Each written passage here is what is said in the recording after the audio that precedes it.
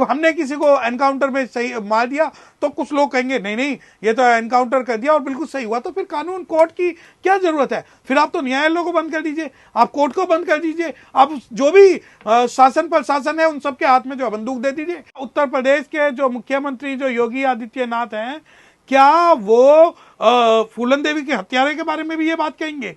क्या वो हाथरस के अंदर जो बेटी मरी थी उसके हत्यारों के बारे में भी ये बात कहेंगे?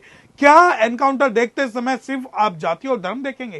अगर सूबे का मुख्यमंत्री इस प्रकार की भाषा का इस्तेमाल करता है तो यकीन मानिए ना तो केवल कानून बल्कि संविधान दोनों का ही ये मखौल है, और उन दोनों के हिसाब से केंद्र सरकार को चाहिए कि राज्य सरकार से इस्तीफा ले और राज्य के अंदर राष्ट्रपति शासन लागू करे।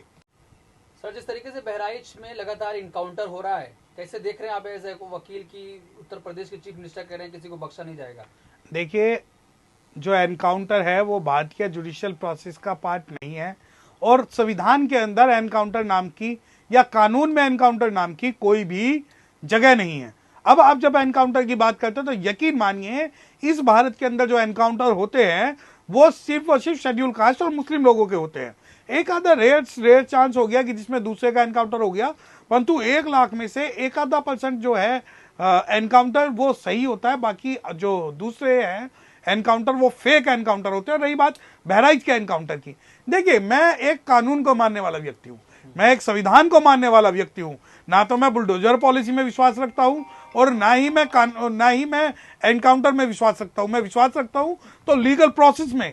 एक कोर्ट की प्रक्रिया है, किसी ने किसी की हत्या की है तो इसका मतलब ये नहीं कि हम काउंटर ब्लास्ट कर दें। हमें ये चाहिए कि जो कानून के द्वारा स्थापित प्रक्रिया उस प्रक्रिया के हिसाब से हम जो है अपने आप को स्टैब्लिश करें। लेकिन उत्तर प्रदेश के चीफ मिनिस्टर कहते हैं बख्शा नहीं जाएगा, अगले चौराहे पर ढेर हो जाएगा अपराधी। देखिए, अपराधी अगर वो कहते हैं कि ये जो सिद्धांत है वो सभी के लिए लागू होगा तो हम इस बात को मानते भी, परंतु ये जो सिद्धांत है कि अपराधी, क्या आप अपराधी का धर्म देखेंगे? क्या उत्तर प्रदेश के जो मुख्यमंत्री जो योगी आदित्यनाथ हैं, क्या वो फूलन देवी के हत्यारे के बारे में भी ये बात कहेंगे? क्या वो हाथरस के अंदर जो बेटी मरी थी उसके हत्यारों के बारे में भी ये बात कहेंगे? क्या एनकाउंटर देखते समय सिर्फ आप जाति और धर्म देखेंगे? मेरा एक सिंपल सवाल है, ना तो एनकाउंटर, ना ही बुलडोजर और ना ही कोई भी गैर संवैधानिक व्यवस्था, हम उसका कोई भी समर्थन नहीं करते। लेकिन मंत्री कह रहे हैं कि अगर अपराधी है तो गोली तो मारी जाएगी, क्या उसको ऐसे पकड़ा जाएगा? तो अगर कोई भी मंत्री इस बात को कह रहा अपराधी है तो गोली मारी जाएगी, तो वो दो जो भारत के अंदर आईपीसी, सीआरपीसी और जो अन्य लॉ हैं और जो कानून सम्मत शासन है उसका हम अंत कर दें। ऐसा नहीं है। जो मंत्री इस बारे में कह रहे हैं ये कानून व्यवस्था का फेलियर है, और अगर कोई भी इस बारे में अनर्गल बात करता है या गैर संवैधानिक बात करता है तो उसके हिसाब से कानून के हिसाब से उसके खिलाफ भी कार्रवाई होनी चाहिए। लेकिन चीफ मिनिस्टर कह रहे हैं अगर कोई भी दुस्साहस करेगा किसी रैली को रोकने के लिए, हमारी दुर्गा पूजा की यात्रा को रोकने के लिए, तो उसको बख्शा नहीं जाएगा। फिर देखिए, चीफ मिनिस्टर साहब जो है वो राजनीतिज्ञ नहीं है, वो एक ऐसे नेता है जिसको कुछ भी फर्क नहीं पड़ता उनके स्टेटमेंट से। जो राज्य का या भारत का जो भी प्रमुख है वो सभी का है, वो किसी हिंदू, मुस्लिम, सिख, ईसाई, क्रिश्चियन, शेड्यूल कास्ट का नहीं बल्कि सबको रिप्रेजेंटेटिव कर रहा है। और रही बात कि आप जब ये कहते हैं कि हम ये कर देंगे, हम वो कर देंगे, तो ये सारी चीजें जो है गैर संवैधानिक है, और इसका मतलब ये है कि राज्य सरकार के अंदर जो है कानून व्यवस्था बिल्कुल खराब हो चुकी है। तो आप मानते हैं कि कानून वहां पर अब बाकी नहीं रहेगा उत्तर प्रदेश में? नहीं, अगर सूबे का मुख्यमंत्री इस प्रकार की भाषा का इस्तेमाल करता है तो यकीन मानिए ना तो केवल कानून बल्कि संविधान दोनों का ही ये मखौल है, और उन दोनों के हिसाब से केंद्र सरकार को चाहिए कि राज्य सरकार से इस्तीफा ले और राज्य के अंदर राष्ट्रपति शासन लागू करे।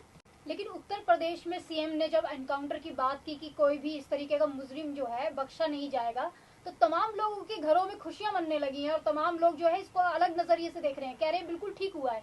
देखिए, मैं तो शेड्यूल कास्ट हूँ, मैं तो हाथरस देखता हूँ, मैं फूलन देवी देखता हूँ, मैं जो बच्चियों के साथ बलात्कार होता है उन्हें देखता हूँ, और रही बात उन्हें देखने के बावजूद भी मैं इस चीज की हिमायत नहीं करता कि आप आरोपियों को, अपराधियों को गोली मार दी जाए। गोली मारने से जो रियल अपराधी है वो बच जाते हैं और जो फेक मुजरिम है उसको मार दिया जाता है, सारे सबूत नष्ट हो जाते हैं। जबकि हमें चाहिए कि जो रियल कल्प्रिट है वो जनता के सामने आए, सभी के सामने आए, चाहे वो कोई भी हो। अगर हमने किसी को एनकाउंटर में सही मार दिया तो कुछ लोग कहेंगे नहीं नहीं ये तो एनकाउंटर कर दिया और बिल्कुल सही हुआ, तो फिर कानून कोर्ट की क्या जरूरत है? फिर आप तो न्यायालयों को बंद कर दीजिए, आप कोर्ट को बंद कर दीजिए, आप जो भी शासन प्रशासन है उन सबके हाथ में जो बंदूक दे दीजिए, तो जंगल राज कायम कर दीजिए। तो जंगल राज अगर होगा तो जो ग्रुप, जो समूह अपनी रक्षा करना चाहेगा वो लड़ेगा। मगर ये भी कहा जा रहा है कि जिस तरीके से पकड़े गए थे, दोनों मुजरिम पकड़े गए जिन्होंने गोली दागी थी, तो जब पकड़े गए पुलिस के साथ थे, उसके बाद जो है उनके पास लोडेड बंदूकें मिली हैं और फिर वो भाग रहे हैं। फिर जो है पुलिस बोल रही है कि देखो तुमको कहा था ना भागना मत। देखिए मैं आपको एक बात बता देता हूँ, ना तो मैं आरोपियों के पक्ष में हूं, ना ही मृतक के विरोध में हूं। मैं सिर्फ इस बारे में बात कर सकता हूं कि संविधान और कानून क्या कहता है। क्या कानून आपको इजाजत देता है कि किसी को भी गोली मार दे? क्या पुलिस की यह ड्यूटी नहीं है जिस असली व्यक्ति ने अपराध किया उसको अरेस्ट करें? आप यकीन मानिए एनकाउंटर से बड़ी मछलियों को बचाने के लिए छोटी मछलियों को शहीद कर दिया जाता है। चुनाव से पहले किस प्रकार ये षड्यंत्र रचा गया, कहीं वो बड़े आरोपी ना बच जाए, इस वजह से ये सारे कांड हो रहे हैं। आज पूरी जो थ्योरी है बताई जा रही है कि ये किया गया और इस तरीके से मारा गया, तो इसमें जो सरफराज और तालिम जो दोनों है, क्या उनको न्याय के तहत न्याय हो रहा है उनके साथ? ये न्याय कोर्ट है, जज है, इतना सारा सब कुछ है, लेकिन उसके तहत जो है एनकाउंटर हो जाता है। क्या उसके तहत लोकतंत्र की हत्या की जा रही है? देखिए, आप ये यकीन मानिए कि भारत के अंदर जो शेड्यूल कास्ट और मुस्लिम का कोई भी अस्तित्व नहीं है। उनके लिए ना तो कोई कोर्ट जागेगा, ना ही उनके लिए कोई सड़कों पर आएगा, ना ही कोई कानून की बात करेगा, ना ही कोई लोकतंत्र की बात करेगा, क्योंकि यहाँ जो है जाति और धर्म के हिसाब से सारी चीजें होती हैं। और अगर जाति और धर्म हमारा जो प्रिवेल करता है तो उस कारण से अब मैं इसको सही, या आप मुझसे कहें कि सही बोलिए, आप मुझसे कहें गलत बोलिए, लेकिन मैं तो एक बात खुल के कह रहा हूं कि शेड्यूल कास्ट के बच्चे नहीं मरे इस दंगों में, जिन्हें ये मुस्लिमों से लड़ने के लिए आगे कर देते थे, जिनके हाथों में हराम का मीट दे देते, डाल आओ मस्जिद पे और दंगे कर दो। आज कम से कम, अगर मुझे एक बात बताएं, दंगों में गुजरात दंगा हुआ, एक मोची है जो आइकॉन दिखाते हैं, या जितने भी दंगों में जितने शेड्यूल कास्ट के बच्चे मरे हैं, क्या उन्हें आज तक किसी को मुआवजा दिया गया है? और हम तो कहते हैं कि आप संघर्ष करो, हम आपके पीछे हैं। तो मैं इस दंगों से एक बात सीखा हूं कि हमारे बच्चों को दंगों से दूर रहकर संवैधानिक रूप से अपने कैरियर पे फोकस करना चाहिए, जिससे कि भारत के अंदर अमन और शांति बन सके। ऐसे युवा जो सामने आए और उसके साथ इस तरीके का हो गया, गोपाल मिश्रा की मैं बात करी, गोपाल मिश्रा जो है इस सब की भेंट चढ़ गया, जो किसी के घर में घुसा और फिर झंडा उखाड़ा और दूसरा झंडा लगा दिया। तो इस सब से आप किस तरीके से देख रहे हैं कि क्या ये सही है, इस तरीके के युवाओं को जो प्रेरित किया जा रहा है? देखिए, मैंने आपसे क्या कहा, बुरा जो ढूंढन मैं गया तो बुरा ना मिलिया कोई, जो तन जाका अपना तो मुझसे बुरा ना कोई। सिर्फ शेड्यूल कास्ट के बच्चे ही दंगों में मरने के लिए नहीं है। और सबसे बड़ी बात यह है कि आप, ना तो मैं किसी का समर्थन कर रहा हूं, ना ही मैं किसी का विरोध कर रहा हूं। आप यकीन मानिए कि दंगों में जो जाएगा वो अपना नुकसान करवाएगा। हमें जो लोकतांत्रिक एक व्यवस्था है, कानून की एक व्यवस्था है, हमारे बच्चे आज समझदार हैं, वो लड़ने नहीं जा रहे। और जिसने मारा है, जिसकी हत्या की है, उसे कानून के हिसाब से सजा मिलनी चाहिए। लेकिन भाजपा के विधायक कह रहे हैं कि हिंदुओं को सताया जा रहा है, उत्तर प्रदेश में सताया जाएगा तो बदला लिया जाएगा उसका। देखिए, मुझे नहीं पता कि ये भाजपा के विधायक क्या कहना चाहते हैं कि हिंदुओं को सताया जा रहा है।